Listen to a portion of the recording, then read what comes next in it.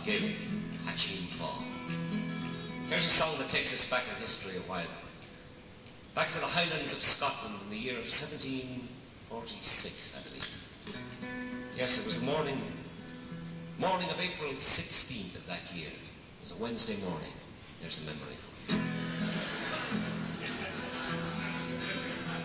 It was raining in the Highlands of Scotland. That morning there was a great army coming north over the border from England. They were coming up into the Highlands, an army of mercenaries, but equipped with the latest of artillery of the time. They were led by a man who was nicknamed the Bloody Butcher. He was the Duke of Cumberland. And he was coming up into the Highlands of Scotland to clear out the last of the rebels of 1745, the men that he called the wild Gaelic-speaking savages. He wanted to put sheep into the Highlands, clear out the people. There was more profit out of sheep than out of people.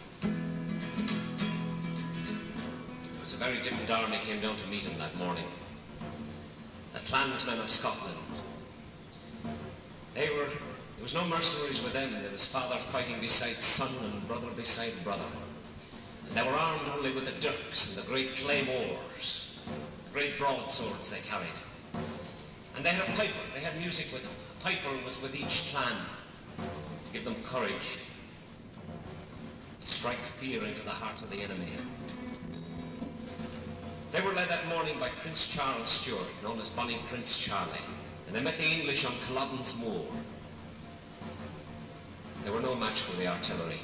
The Battle of Culloden lasted all of 45 minutes. Most of the Highland men were killed. Those that were left escaped back into the mountains.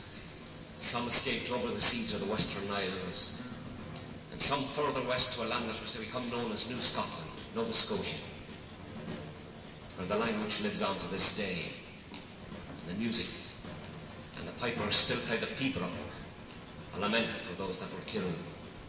Here's the story of that morning's battle. Sound the Pibroch.